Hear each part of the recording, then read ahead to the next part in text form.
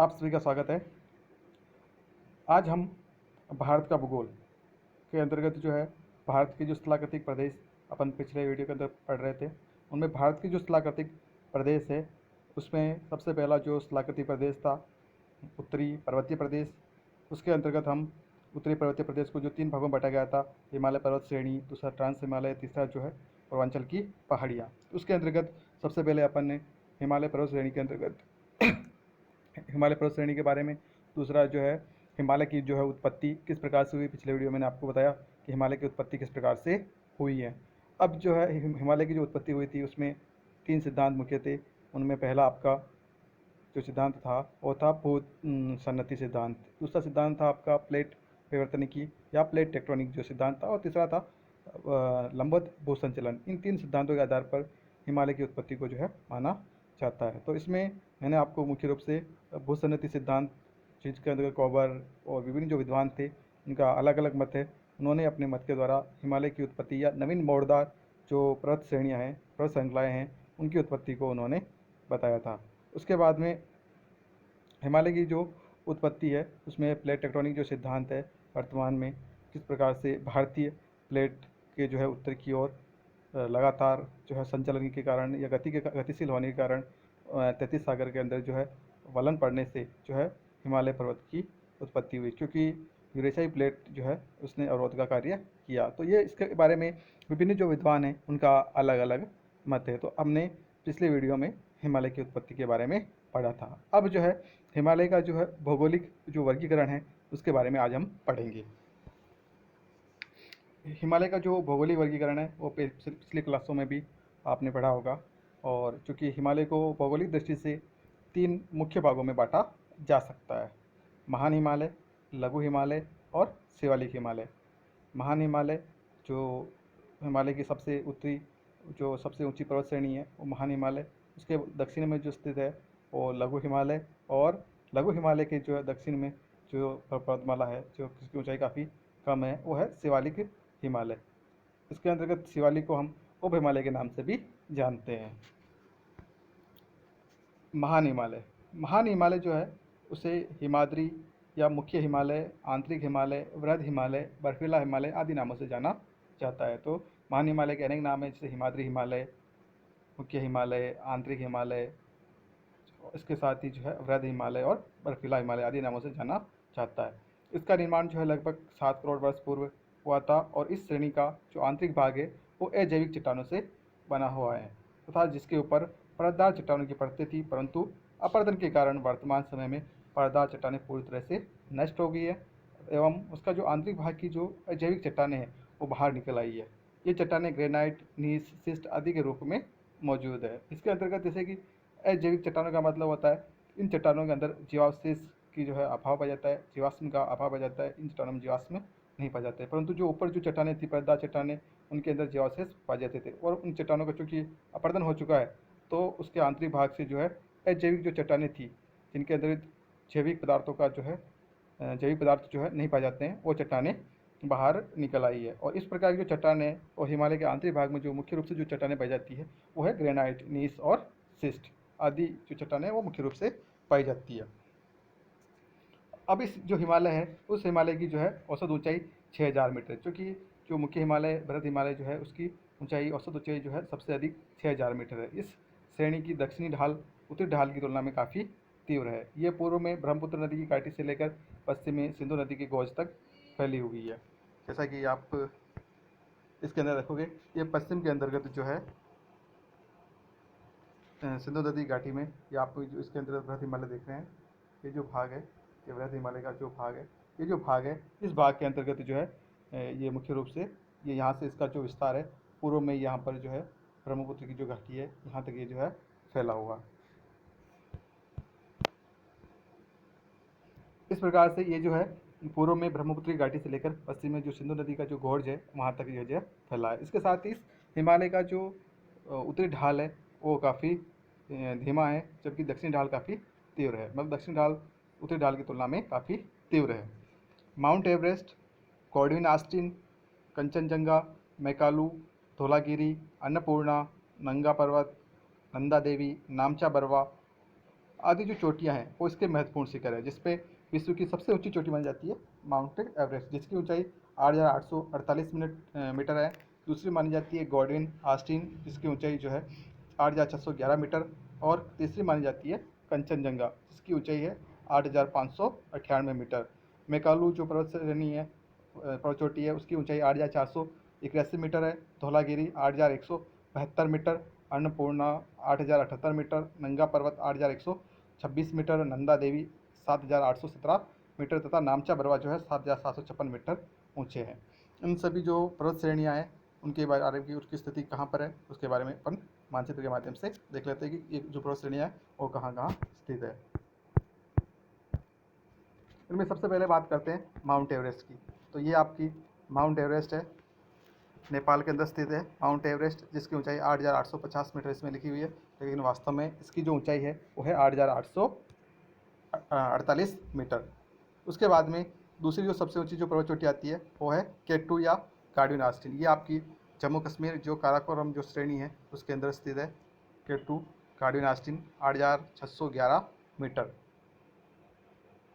ये जो है पीओके में स्थित है, पाक अधिकृत कश्मीर के अंतर्गत स्थित है। तीसरी जो चोटी आती है जो भारत में स्थित है, भारत की सबसे ऊंची पर्वत चोटी मानी जाती है पूर्णतः।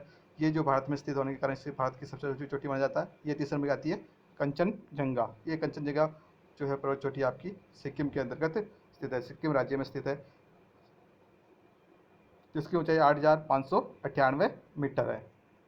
उसके बाद में जो आते हैं उनमें ये आपका जो है नंगा पर्वत, जिसके 7,768 जो भी मीटर थे वो है नंगा पर्वत ही आपका रहा।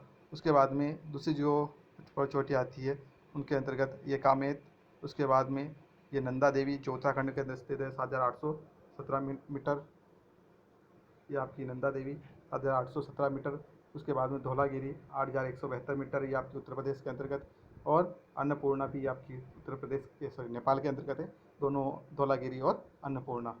उसके बाद में ये आती है आपकी मेकालू जो पर्वत चोटी है वो, उसके साथ ही जो है इधर आपका नामचा बरवा, ये आपकी नामचा बरवा, ये पर्वत चोटी भी जो है आपकी जो मुख्य पर्वत चोटियाँ हैं उनके अंतर्गत शामिल है। तो इस प्रकार से जो है ये जो पर्वत चोटियाँ हैं उनके अंतर्गत अपन ने जाना उसके बारे में कि उनकी स्थिति क्या है और कहाँ कहाँ वो स्थित है। अब जो है नंगा पर्वत और नामचा पर्वत के निकट इस महान हिमालय के अंदर दो तीखे मोड़ पाए जाते हैं, जिसके कारण जो है प्रायद्वीपीय भारत की जो आकृति है उसका प्रभाव पड़ा है। ये तीखे मोड़ होने का कारण है प्रायद्वीपीय जो भारत की जो आकृति है उसके कारण यहाँ पर जो है दो तीखे मोड़ पाए जाते हैं। महान हिमालय के कुछ महत्वपूर्ण दर्रे निम्नलिखित हैं, जिनमें बुर्जिल और जोजिला दर्रा जो है जम्मू कश्मीर के अंतर्गत स्थित है। दूसरा सिपकिला दर्रा जो है और बारालाचा जो दर्रा है वो हिमाचल प्रदेश में। तीसरा थांगला लिपुलेक जो दर्रा है वो उत्तरांचल में। नाथुला और जेपलेला जो दर्रा है वो सिक्किम के अंतर्गत। बोमडिल्ला जो दर्रा है वो अरुणाचल प्रदेश में स्थित है। तो ये जो दर्रे हैं, दर्रे का मतलब होता है कॉल या जो पास होता है, जो घाटी का जो भाग होता है, दो जो पर्वत श्रेणियाँ होती है उनके जो बीच का जो भाग होता है घाटी का भाग वो कहलाता है दर्रा। तो ये मुख्य दर्रे हैं जो महान हिमालय के अंदर स्थित है। इसमें बुर्जिल और जोजिला जम्मू कश्मीर, सिपकिला और बारालाचा हिमाचल प्रदेश में है, थांगला और लिपुलेक उत्तरांचल में, नाथुला जेपलेला सिक्किम के अंतर्गत और बोमडिला अरुणाचल प्रदेश में।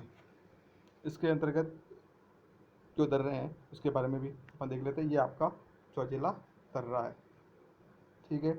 उसके बाद में दूसरा जो दर्रा अपन ने देखा था बारालाचा, ये आपका हिमाचल प्रदेश में। सेब किला ये, उसके अलावा जो आपका दर्रा आता है माना और नीति जो है दर्रा आते हैं वो यहाँ पे आपके उत्तराखंड में स्थित है। उसके साथ ही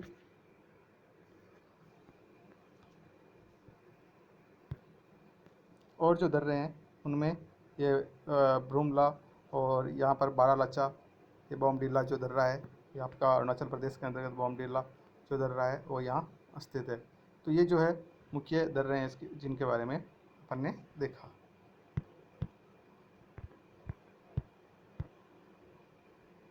उसके बाद में मिलाम, गंगोत्री, जेमू आदि जो हिमनद है वो महत्वपूर्ण हिमालय हैं जो महान हिमालय में स्थित है। यह हिम नदियाँ जम्मू कश्मीर की जो है कश्मीर से 2400 किलोमीटर की ऊंचाई तक तथा मध्य एवं पूर्वी भाग में 4,000 मीटर की ऊंचाई तक पाई जाती है। तो ये जो हिमालय है वो जम्मू कश्मीर में 2400 मीटर की ऊंचाई तक और मध्य एवं पूर्वी जो भाग है उसके अंतर्गत महान हिमालय के 4000 मीटर की ऊंचाई तक पाई जाती है। सामान्यतः 5000 से अधिक ऊंचाई पर हिमरेखा पाई जाती है। पूर्वी भाग की तुलना में पश्चिमी भाग में हिमरेखा की ऊंचाई अधिक पाई जाती है। जैसे कि मैंने आपको पिछले वीडियो में बताया कि हिमालय का जो पूर्वी भाग है, असम, अरुणाचल प्रदेश, ये जो भाग है, सिक्किम, तो इन भागों की तुलना में जो है पश्चिमी भाग के अंदर जो हिमरेखा है उसकी जो ऊंचाई है वो ज़्यादा पाई जाती है, जबकि पूर्वी भाग में इसकी ऊंचाई कम पाई जाती है। जैसे कि पूर्वी भाग के अंदर इसकी ऊंचाई 4200 मीटर के आसपास होती है और पश्चिमी भाग के अंतर्गत इसकी 5700 मीटर के आसपास पाई जाती है। तो सामान्यतः हिमालय की जो औसत ऊंचाई है हिमरेखा की वो 5000 मीटर है। महान हिमालय में ही भारत में हिमालय की सर्वोच्च चोटी कंचनजंगा 8598 मीटर स्थित है। तो महान हिमालय के अंदर ही जो है कंचनजंगा जो पर्वत चोटी सिक्किम में स्थित है, जिसकी लोकेशन मैंने आपको मानचित्र के अंतर्गत बताई थी। तो ये जो पर्वत चोटी है वो महान हिमालय में स्थित है। यह विश्व की तीसरी सबसे ऊंची चोटी है जिसके बारे में मैंने आपको बताया था, जो कि सिक्किम राज्य में स्थित है। महान हिमालय की चौड़ाई 100 से लेकर 150 किलोमीटर के बीच में है। 100 से लेकर 150 किलोमीटर के बीच इसकी चौड़ाई पाई जाती है। कालिम्पोंग एवं लासा के बीच जो सड़क मार्ग है वो जेपलेला दर्रा से होकर जो है जाता है, जो अरुणाचल प्रदेश में स्थित है। जेपलेला दर्रा के बारे में अपन ने पहले देखा था कि ये आपका जेपलेला दर्रा सिक्किम के अंतर्गत है। सिक्किम से जो है होकर जो है कालिम्पोंग और लासा जो तिब्बत है उसके अंतर्गत ये मार्ग जाता है। उसके बाद में लघु हिमालय दूसरा जो आता है भौगोलिक वर्गीकरण में होता है लघु हिमालय। लघु हिमालय को हिमाचल हिमालय एवं मध्य हिमालय के नाम से भी जाना जाता है, क्योंकि मध्य हिमालय ये महान हिमालय और शिवालिक हिमालय के बीच में स्थित है, इसलिए इसे मध्य हिमालय के नाम से भी जाना जाता है। और चूँकि इसका अधिकांश विस्तार हिमाचल में है इसलिए इसे हिमाचल हिमालय भी कहा जाता है। यह हिमालय के दक्षिण में स्थित है। इसकी औसत ऊंचाई 80 से इसकी औसत चौड़ाई 80 से 100 किलोमीटर के बीच है। ये जो लघु हिमालय है पर्वत श्रेणी है उसकी जो औसत चौड़ाई है वो 80 से 100 किलोमीटर के बीच स्थित है। इसके सामान्यतः जो ऊंचाई पाई जाती है, इसकी जो औसत ऊंचाई है वो है 3700 मीटर से जो है 4500 मीटर के मध्य स्थित है। तो ये इसकी सामान्यतः औसत ऊंचाई है जो 3700 मीटर से 4500 मीटर के मध्य है। लघु हिमालय की कुछ महत्वपूर्ण श्रेणियाँ निम्नलिखित हैं।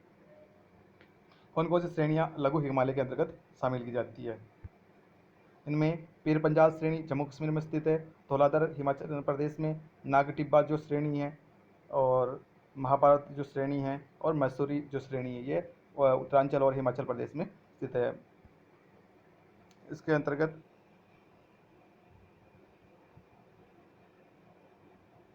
जो जो पर्वत श्रेणियाँ हैं वो इस मानचित्र में दिखाने लगी है। तो ये यहाँ पर अपने जो पर्वत श्रेणियाँ हैं, ये आपका जो भाग दिख रहा है, ये जो भाग है ये मध्य हिमालय।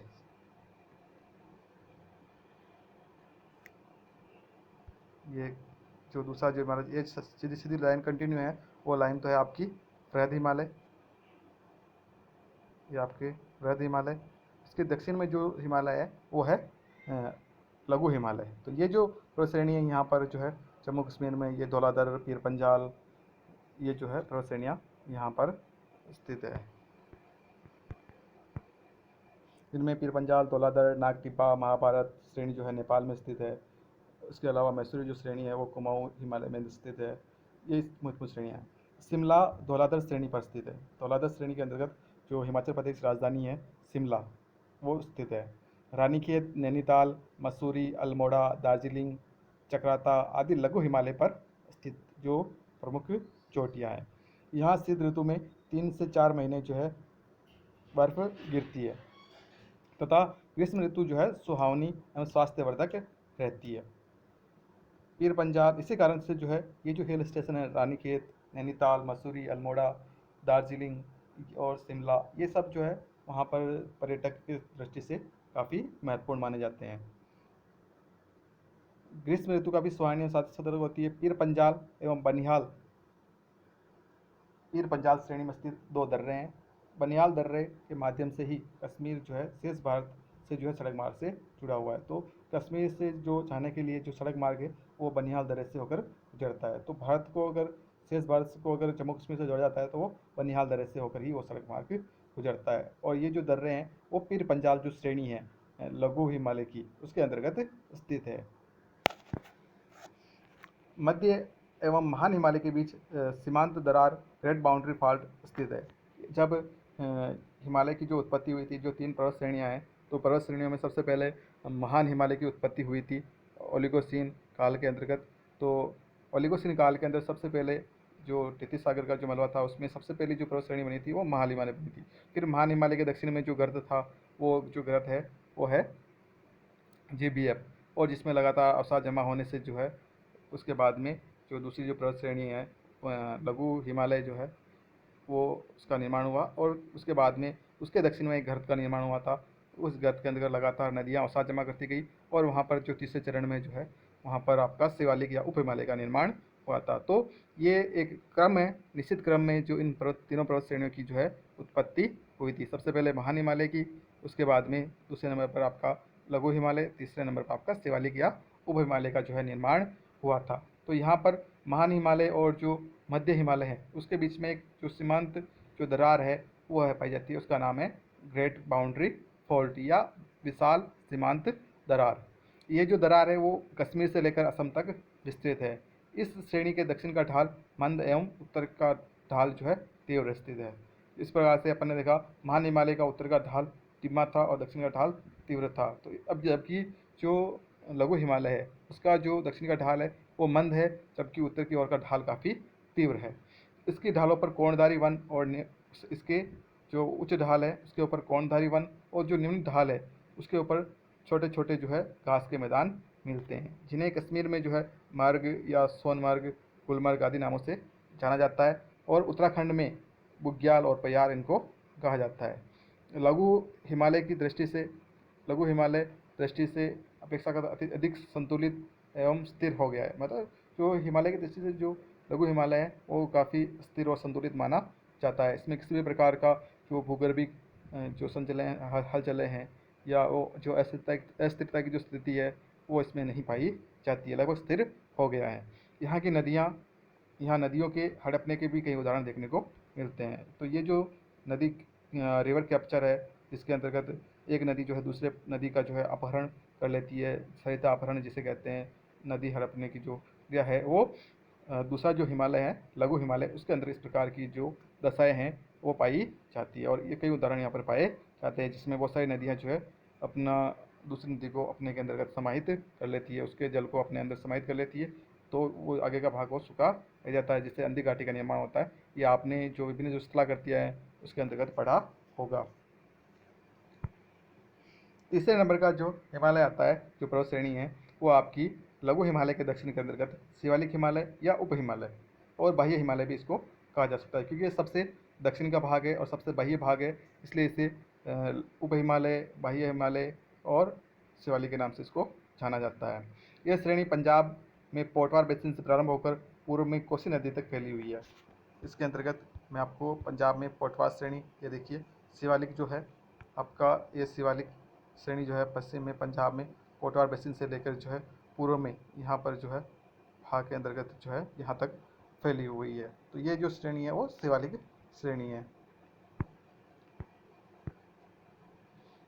शिवालिक श्रेणी है। ये पश्चिम में पंजाब में पोटवार बेसिन से प्रारंभ होकर पूर्व में कोसी नदी तक फैली हुई है। पश्चिम में पूर्व के अंतर्गत जो है कोसी नदी है, तो ये मैं आपको एक वापस दिखा देता हूँ। ये आपकी कोसी नदी सिक्किम के यहाँ पर बिहार के अंदर होकर प्रवाहित होती है, तो यहाँ तक, ये यहाँ तक आपकी फैली हुई है।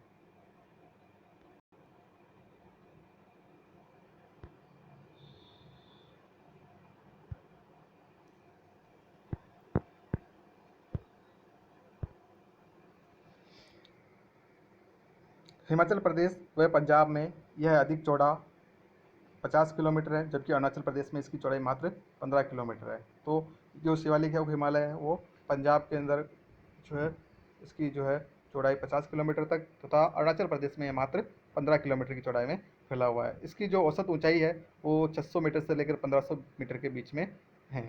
इस श्रेणी को विभिन्न भागों में अलग अलग नामों से जाना जाता है, जैसे गोरखपुर के निकट इसको डूंडवा और पूर्व की ओर इसे चूरिया और मोरिया कहा जाता है। गोरखपुर आपका उत्तर प्रदेश के अंतर्गत जो है वो जिला है वो गोरखपुर। तो गोरखपुर के निकट जो ये जो श्रेणी है शिवालिक इनको डोडवा के नाम से, और पूर्व की ओर चूरिया और मोरिया आदि नामों से भी इसको जाना जाता है। शिवालिक श्रेणी से नदियाँ संकीर्ण घाटियाँ एवं गोर्ज बनाती हुई मैदान में प्रवेश करती है। अब जब तीसरी जो श्रेणी जब खत्म हो जाती है शिवालिक श्रेणी, तो उसके बाद में उत्तर का जो विशाल मैदान है उसकी शुरुआत होती है।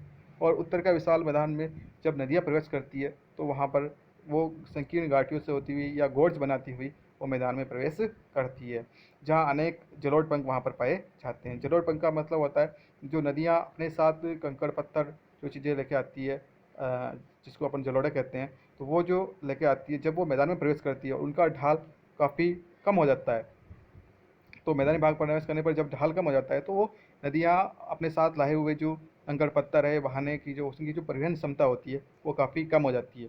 और जब परिवहन क्षमता कम हो जाती है तो उसके कारण वो उन पदार्थों को वहीं पर निक्षेपित कर देती है, जिससे जो है जलोढ़ पंख का निर्माण होता है, जिसे स्थानीय भाषा में भाबर तथा भाबर का दक्षिणी भाग तराई कहलाता है। और इसी जलोढ़ पंख के कारण वहाँ पर भाबर क्षेत्र का विकास होता है और भाबर क्षेत्र के दक्षिण में फिर वापस तराई भाग का विकास होता है। चूँकि ये जलोढ़ पंख जब जमा हो जाते हैं तो इन्हीं जलोढ़ पंखों में जो है बहुत सारी जो नदियों का जो जल है वो अंडरग्राउंड हो जाता है, वो अंतःसरिता के रूप में बहने लगता है और वापस वही क्षेत्र भाबर क्षेत्र के दक्षिण में जब वापस वही जल धरातल पर पुनः प्रकट होता है तो उस क्षेत्र में वापस वो क्षेत्र जो है तराई के नाम से जाना जाता है।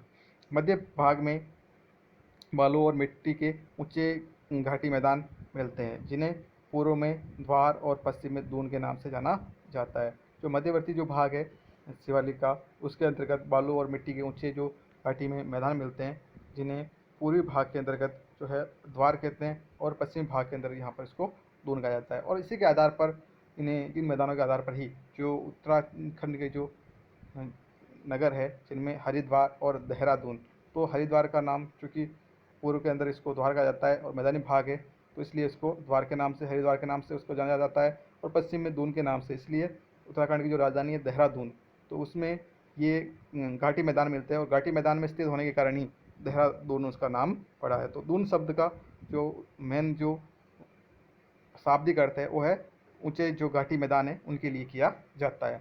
इसका निर्माण वृहद हिमालय एवं लघु हिमालय से लाए गए मलबों से हुआ है। ये जो हैं शिवालिक हिमालय, उसका जो निर्माण हुआ था वो वृहद हिमालय और लघु हिमालय से जो अवसाद लाए गए थे उन अवसादों से ही शिवालिक का निर्माण हुआ है। आज यहाँ जहाँ शिवालिक है, अतीत में वहाँ इंडो ब्रह्म नाम की एक नदी प्रवाहित होती थी जिसका दूसरा नाम था शिवालिक नदी। तो आज जहाँ शिवालिक जो पर्वत श्रेणी फैली हुई है वहाँ पर पहले इंडो ब्रह्म जो नदी है वो यहाँ पर प्रवाहित होती है और वो नदी पूर्व से पश्चिम की ओर प्रवाहित होती थी और फिर जो है अरब सागर के अंदर जहाँ सिंधु नदी गिरती है वहाँ ये नदी गिरती थी। तो पूर्व में असम के वहाँ से ये जो नदी है इंडो ब्रह्म नदी वो निकलती थी और वहाँ से जो है ये पाकिस्तान के पास में जो जहाँ पर आज वर्तमान में सिंधु नदी गिरती है वहाँ पर पास में ये इसके अंदर अरब सागर के अंतर्गत गिरती थी। तो ये नदी प्राचीन काल में बहती थी। हिमालय से निकलने वाली नदियों के अपरदन के कारण ही यह श्रेणी कई स्थानों पर कट छट गई है एवं लघु एवं शिवालिक हिमालय के बीच एक सीमांत दरार है। तो हिमालय ने ही इस श्रेणी का काफ़ी अपरदन कर दिया है और अपरदन के कारण जो है शिवालिक जगह जगह पर खंडित हो चुकी है। और लघु और शिवालिक जो हिमालय है उसके बीच में भी एक सीमांत दरार का पाई जाती है, जैसे कि महान हिमालय और जो मध्य हिमालय है उसके बीच में GBF विशाल सीमांत दरार ग्रेट जो बाउंड्री फॉल्ट है वो पाई जाता है। उसी प्रकार से यहाँ पर भी एक सीमांत दरार पाई जाती है लघु और शिवालिक हिमालय के मध्य। मंद ढाल के कारण हिमालय के उत्तरी भाग में हिम नदों का जमाव अधिक है। अब उत्तर की ओर हिमालय उत्तरी जो भाग है हिमालय का वहाँ पर हिमनद का जमाव अधिक इसलिए बढ़ जाता है क्योंकि वहाँ पर जो है उसका ढाल काफ़ी मंद है और जब ढाल मंद होता है तो हिमानी जो गति होती है काफ़ी धीमी हो जाती है और उसके कारण से वहाँ जमाव अधिक मिलता है।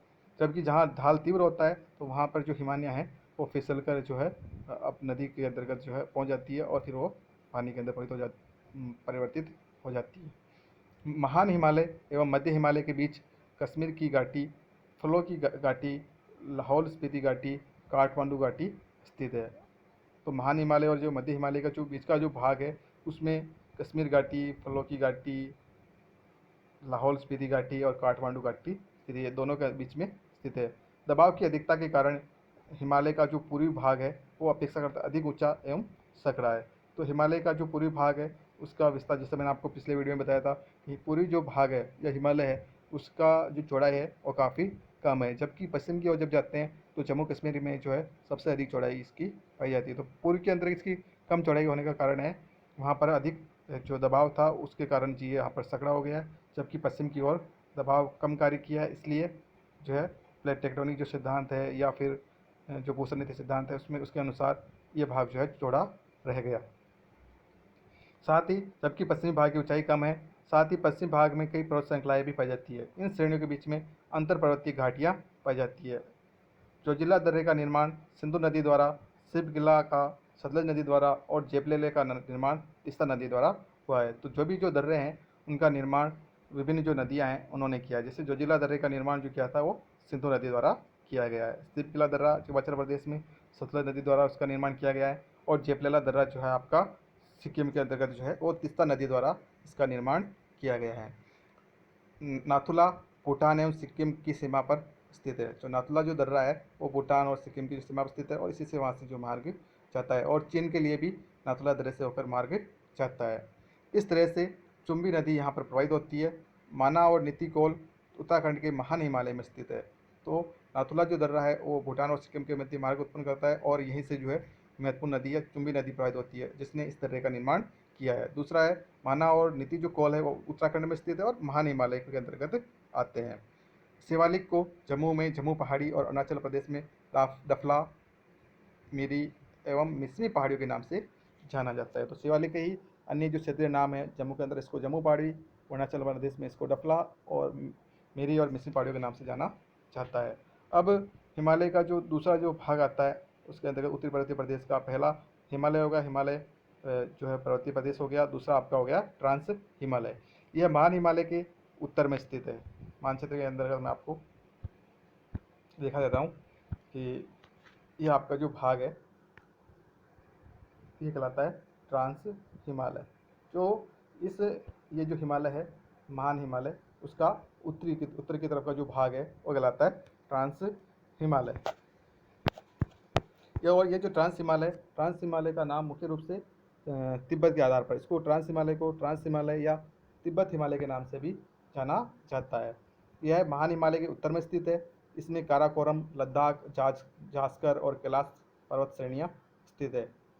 काराकोरम श्रेणी को उच्च एशिया की रेड भी कहा जाता है। सिंधु नदी लद्दाख और जास्कर श्रेणियों के बीच से बहती है। कई बार एग्जाम में क्वेश्चन भी पूछा जाता है कि सिंधु नदी कौन सी दो पर्वत श्रेणियों के बीच में बहती है, तो लद्दाख और जास्कर श्रेणियों के बीच से होकर जो है ये जो नदी है बहती है। उसके बाद में यह नदी लद्दाख श्रेणी को मुंजी नामक स्थान पर 5200 मीटर गहरे गोर्ज का निर्माण करती है। जो सिंधु नदी है वो लद्दाख श्रेणी का जो है मुंजी नामक जो स्थान है वहाँ पर विशाल गोर्ज जिसकी गहराई लगभग 5200 मीटर है, इतने गहरे गोर्ज का निर्माण करती है। भारत की सर्वोच्च चोटी गौडीना आस्टीन या केटू काराकोरम श्रेणी के अंतर्गत ही स्थित है। इसकी ऊंचाई लगभग 8611 मीटर है। सियाचिन एवं बाल्टेरो सिगार घाटी क्षेत्र की कुछ महत्वपूर्ण नदियां हैं। सियाचिन नदी, बाल्टेरो नदी, श्योक, गिलगित, ये जो नदियां हैं वो लद्दाख के अंदर बहती है, और ये सिंधु नदी की सहायक नदियां मानी जाती है। तो सियाचिन और बाल्टेरो सिगार घाटी क्षेत्र की जो है कुछ महत्वपूर्ण नदियां हैं। ट्रांस हिमालय परतदार चट्टानों द्वारा निर्मित है एवं वनस्पति का पूर्ण अभाव हो जाता है, और ट्रांस हिमालय का ढाल भी काफ़ी धीमा है, और वहाँ पर क्योंकि सूर्य का जो प्रकाश है वो भी कम पहुँचता है, इसलिए भी वहाँ पर वनस्पति का अभाव हो जाता है। इसके अलावा वहाँ पर जो है जलवायु इस प्रकार की दशाएँ हैं क्योंकि वहाँ पर ठंड ज़्यादा होती है, तो वहाँ पर इस कारण से भी वहाँ पर वनस्पति का अभाव पाया जाता है। सतलज, सिंधु, ब्रह्मपुत्र आदि नदियाँ ट्रांस हिमालय से निकलती है, और ट्रांस हिमालय से जो ये जो नदियाँ, तो ये जो नदियाँ सिंधु, सतलज और ब्रह्मपुत्र, इनको पूर्ववर्ती नदियाँ भी कहा जाता है, क्योंकि हिमालय से पूर्व भी ये नदियाँ वही उन्हीं स्थानों से निकलती थी, और चूँकि हिमालय का जब निर्माण हुआ, उत्थान हुआ, तो भी ये नदियों ने जो है हिमालय को काटते हुए अपनी घाटियों को गहरा किया, और आज भी उसी क्षेत्र के अंतर्गत बह रही है जहाँ वो पहले बहती थी। हिमालय से उत्पत्ति से पूर्व भी इन नदियों का विकास हो चुका था। इसमें मैं आपको जास्कर, लद्दाख, काराकोरम ये जो श्रेणी है वो आपकी जम्मू कश्मीर ये जो क्षेत्र है मैं आपको दिखा देता हूँ कि वो कहाँ कहाँ स्थित है। इसमें आपको ये जो श्रेणियाँ हैं देखो, इसमें आप देखिए ये आपकी लद्दाख, उसके बाद में आपका ये जो भाग है वो काराकोरम, ये आपका झांस्कर, ये आपकी कैलाश श्रेणी। तो ये जो महत्वपूर्ण जो श्रेणियाँ हैं वो श्रेणी यहाँ पर स्थित है। उसके बाद में